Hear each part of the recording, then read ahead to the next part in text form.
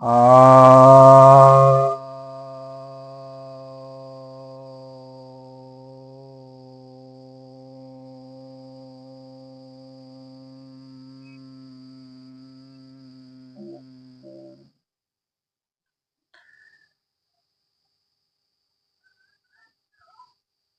सभी भक्तजनों को सप्रेम नमन। भक्तों, आज आपकी जिज्ञासा का समाधान लेकर आया हूँ। एक जिज्ञासा यह आई है कि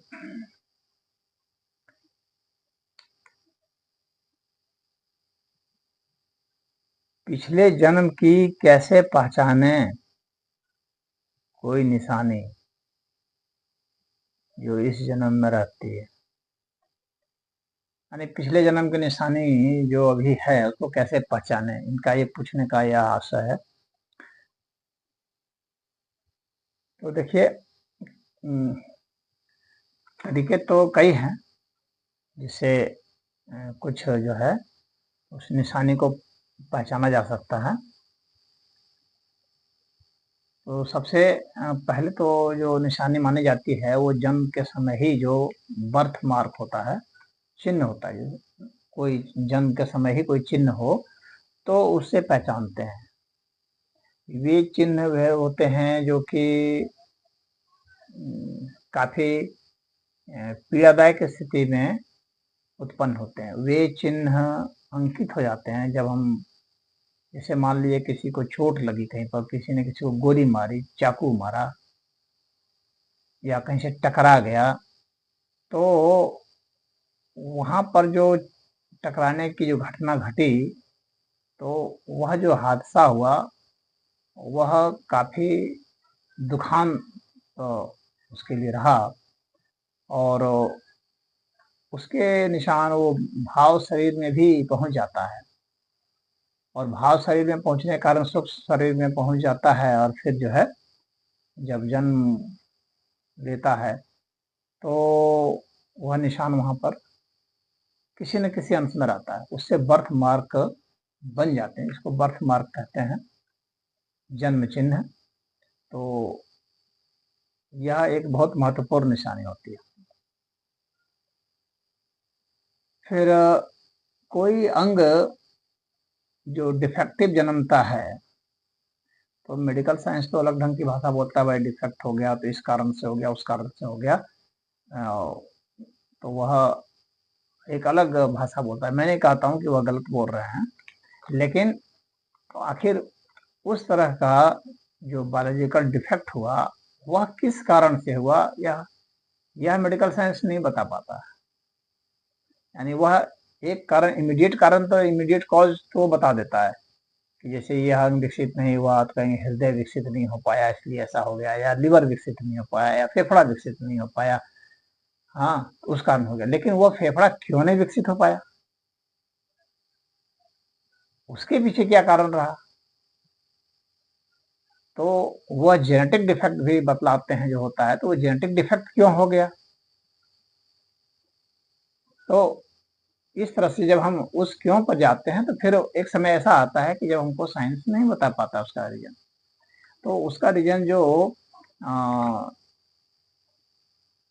हमको पीछे जन्म में जाना पड़ता है, और उससे पता चलता है कि नहीं, यह पिछले जन्म में कहीं ना कहीं किसी न किसी प्रकार से विकारग्रस्त था, उसी का ये असर यहाँ तक अभी तक है। वो एक कंटिन्यू कर जाता है कुछ अंश में, तो उसको भी माना जाता है। उसके बाद फिर यह है कि जैसे किसी की जो आवाज होती है, वह आवाज भी, जैसे किसी की आवाज डिफेक्टिव आवाज होती है, अकला के बोलता है, तुतला के बोलता है, या कोई बोल ही नहीं पाता, हाँ, या बहुत सुरीली आवाज भी होती है, मधुर आवाज भी होती है। तो ये काफी कठिन हो जाता है ये बताना कि आखिर इसकी आवाज इस तरह से क्यों हुई विकसित।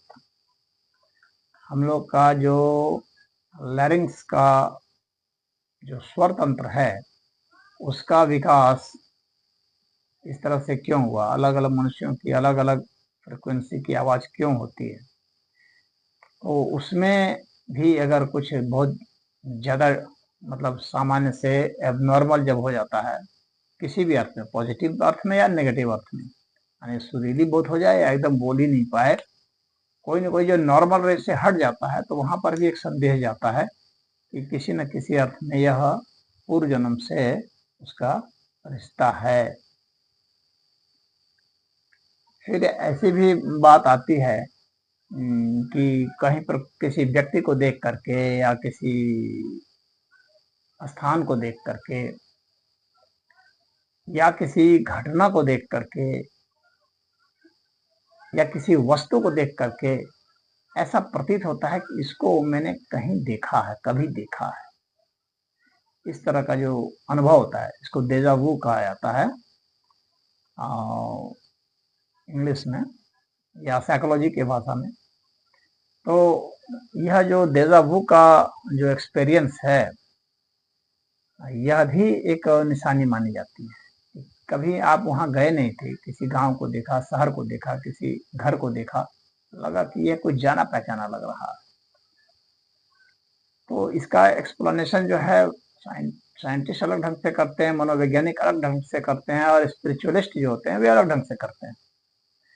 यह तो कौन व्यक्ति किसके एक्सप्लेनेशन को ज्यादा ढंग से मानता है, ज्यादा तर्कसंगत मानता है, वैसा करता है। लेकिन डेजा वू एक्सपीरियंस जो है यह भी स्पिरिचुअलिटी का एक्सपीरियंस माना जाता है, पूर्व जन्म से जुड़ा हुआ माना जाता है कि कभी न कभी उस वस्तु से या उस घर से या उस घटना से या उस स्थान से उसका कुछ गहरा संबंध रहा है, जो उसके दिमाग में इम्प्रिंट हुआ और जो उसके भाव शरीर में आ गया, जिसके कारण सूक्ष्म शरीर में प्रवेश हो गया।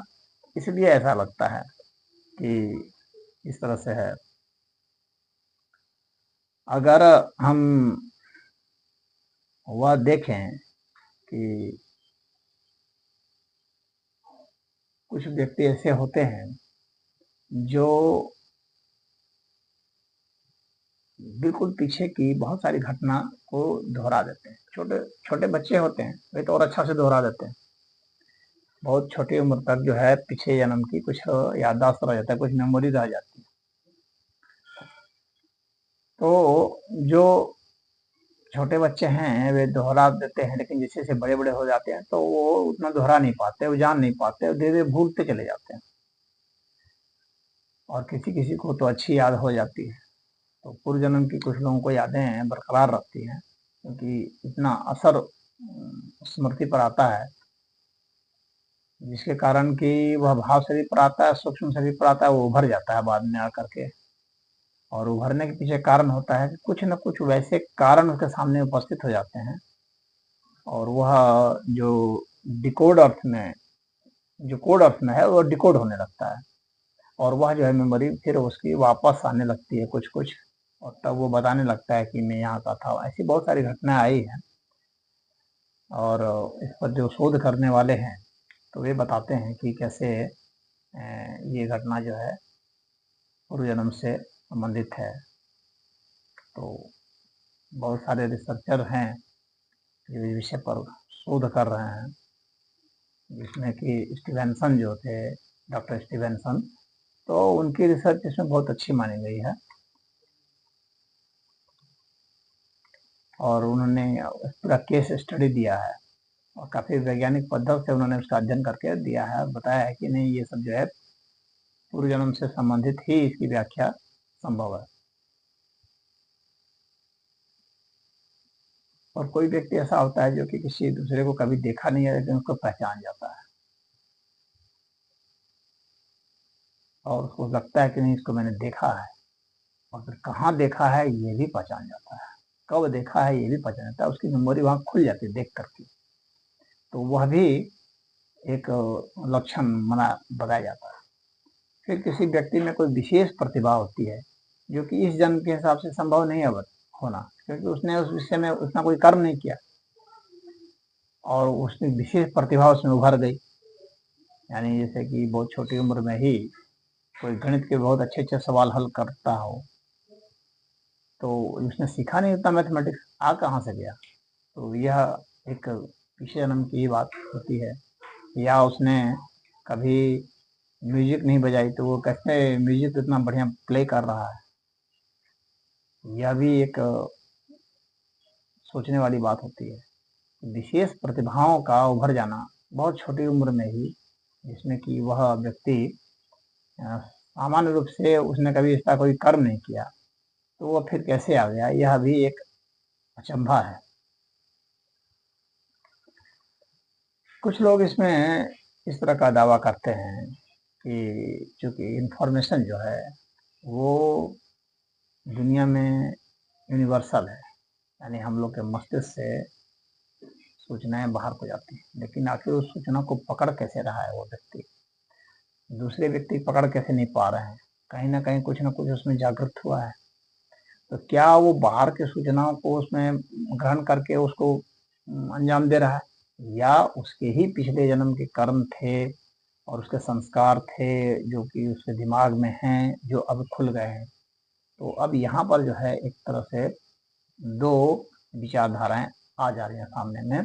अभी दोनों के पक्ष में कोई बिल्कुल ठोस ऐसा नहीं कहा जा सकता है कि ये दोनों में से एक यही जिम्मेवार है। दोनों भी हो सकते हैं, किसी में यह भी हो सकता है, किसी में वह भी हो सकता है।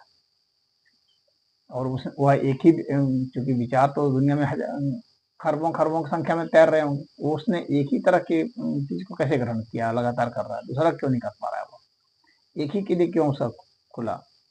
ये सब बहुत सारे प्रश्न इकट्ठे होते हैं जिसका कि समुचित उत्तर नहीं मिल पाता है। फिर स्वप्न आना, कुछ लोगों को पिछले जन्म का स्वप्न भी आने लगता है, और स्वप्न में वो देखता है कि मैं ऐसा था वैसा था इस तरह का, और फिर उसको पूरा यकीन हो जाता है कि नहीं, ये जो स्वप्न है यह पिछले जन्म का ही है। तो दूसरे लोग तो उसमें कन्विंस नहीं होंगे, मतलब ये कोई प्रमाणिक बात नहीं है सिद्ध करने की, लेकिन वो स्वप्न देख करके वो संतुष्ट हो जाता है। और कभी ऐसा भी पाया गया कि नहीं, उसने स्वप्न देखा और फिर स्वप्न में जो देखा, जिस व्यक्ति को देखा, जिस घर को देखा, जिस पते को देखा, जिस सन को देखा, यदि वहां पर वह जाता है उस तरफ से तो पाता है कि कुछ कुछ वैसा ही है। तो यह भी एक टेस्ट हो जाता है, ये भी एक लक्षण आ जाता है, स्वप्न आपको आने लगे उस तरह का। और किसी व्यक्ति से आपको खास लगाव हो जाना या खास जुड़ाव हो जाना बिना किसी कारण से, कोई आपसे बहुत चिढ़ता हो या आप किसी से चिढ़ते हो या किसी से आप लगाव रखते हो या वह आपसे लगाव रखता है, जबकि अभी कोई कारण उपलब्ध नहीं हुआ, कोई कार्य को अंजाम नहीं दिया गया। तो इस तरह का भी ऐसा हो जाने से लगता है कि जैसे पिछले जन्म के कुछ कनेक्शंस तो हैं, जिसके कारण ही वह प्रतिक्रिया आ रही है, इसको भी माना जाता है। फिर पूर्वाभास हो जाना, कोई आभास आना कभी, तो ये किसी चीज का आभास होते जाना, ऐसा हो सकता है और वैसा हो जाए, इस तरह की घटना होना, आगे की घटनाओं को जान लेना, कुछ पहले से ही जान लेना। और इस चीज का यह कि जो आपके पुरखे रहे हैं या कोई भी व्यक्ति जो आपसे पुरखे नहीं भी हैं, कोई और अन्य व्यक्ति भी रहे हैं जो गुजर गए, और उसके स्वप्न आने लगना और उससे संवाद होने लगना, उसका कोई संकेत आने लगना, और वह कोई चीज बताए और आप वहां पा जाएं, उसे वहां पा जाएं, वह किसी घटना बताए। तो बहुत लोग को ऐसा पता चला है कि उसके जो रिश्तेदार थे जो मर गए, वो तो जो है कुछ छिपा कर रखे थे, तो वे आके बता गए, तो उसने देखा तो वहाँ वही पाया। या कुछ ऐसी भी घटनाएं हुई हैं कि जब किसी का मर्डर हो गया हो और वो आके बता रहा हो, ऐसे कुछ मर्डर मिस्ट्री सॉल्व भी हो गए हैं। इस तरह के क्रिमिनल केसेस भी आए हैं विश्व इतिहास में, जिसमें वो मिस्ट्री हल हो गई है, वो आकर के बता गए हैं। तो जो आके बता गए हैं, स्वप्न में ही आए बता दिए, या उसको कहीं ऐसा आभास हो गया इस तरह का और उसने बता दिया, तो उस तरह की बातें जो आती हैं ये भी बताते हैं पिछले जन्म का जो है बता देता है संकेत। उसका अपना पिछला जन्म का भले ना हो या हो भी सकता है उसका भी उससे कुछ लिंक हो, वह भी बता सकता है, या किसी और के साथ लिंक हो और वह एक मीडियम बन गया हो कि उसके जरिए वो बता रहा हो। तो इस दोनों ही स्थिति में एक पिछला जन्म किसी व्यक्ति का तो है, तो वह व्यक्ति बता रहा है इस मीडियम के जरिए। तो बहुत सारे लोग जो प्रयोग करते हैं उसमें कोई मीडियम बन जाता है और वहाँ की बात को वहाँ बता देता है। तो मीडियम बन जाना किसी का किसी के जरिए वह भी एक संकेत होता है, पिछले जन्म का संकेत। जो लोग ऐसी आत्माओं से संपर्क करते हैं तो उससे भी तो एक पिछला जन्म सिद्ध होता है। और किसी व्यक्ति का देखेंगे कुछ विशेष जो है किसी भोजन के प्रति या कोई विशेष आदत हो जाना, किसी भोजन से विशेष लगाव या विशेष दुराव हो जाना, तो यह भी माना जाता है कि यह भी कुछ न कुछ पहले के संस्कार का कारण है कि विशेष भोजन से हमें प्रेम है या दुराव है, पसंद नहीं करते हैं, उसको देख के चिढ़ते हैं, ऐसे भोजन को हटा देते हैं, किसी की गंध बर्दाश्त नहीं हो रही है कुछ नहीं। तो अब जो बायोलॉजिस्ट हैं या डॉक्टर हैं वो तो कहेंगे कि भाई इसको इस तरह का एलर्जी है, इस तरह से वो बता देते हैं। लेकिन किसी भोजन से एलर्जी होना या किसी भोजन से विशेष लगाव होना उससे, तो यह बिना कारण के जब इस तरह से हो जाता है कि आपको एलर्जी हो जाती है या बहुत लगाव हो जाता है या किसी विशेष तरह की आदत आप विकसित करते हैं, तो उसके भी पीछे जो स्पिरिचुअलिस्ट हैं वो कारण बताते हैं कि हो सकता है पिछले जन्म के संस्कार इससे रहे हों, इसको बहुत पसंद करता रहा हो इस भोजन को, या इसको नापसंद करता रहा हो, या इस तरह के भोजन के कारण उसको कोई दिक्कत आई हो जिसके संस्कार बन गए हों, इसके कारण से ही वो बचपन से ही इससे एलर्जी कर रहा है, उसमें वो उससे लगाव या दुराव उससे है। तो यह भी एक कारण माना जाता है। तो इस तरह के ये पिछले जन्म के जो लक्षण हैं, इन लक्षणों से आप पहचान सकते हैं पिछले जन्म के जो कनेक्शंस हैं जो अभी प्रकट हो रहे हैं। तो बहुत गौर से देखने से आप इसको पहचान सकते हैं। और दूसरों के तो ये हो सकता है फुल प्रूफ ना हो, लेकिन जिस व्यक्ति के साथ ये घटना हो रही है तो वह तो उससे कन्फर्म हो जाता है। स्पिरिचुअलिस्ट तो उसको मान लेते हैं, लेकिन अन्य नहीं भी मान सकते हैं, क्योंकि यह प्रामाणिक अर्थ में तो अभी वो सिद्ध नहीं हो पाया है। लेकिन उस व्यक्ति को तो लगता है कि यह है प्रामाणिक मेरे लिए, और उस व्यक्ति के जीवन में उसके कारण बदलाव आ जाते हैं। तो ये सब लक्षण आप देख लीजिए कहीं आप में भी हैं या नहीं है। तो इसमें इतना ही। हरि ओम।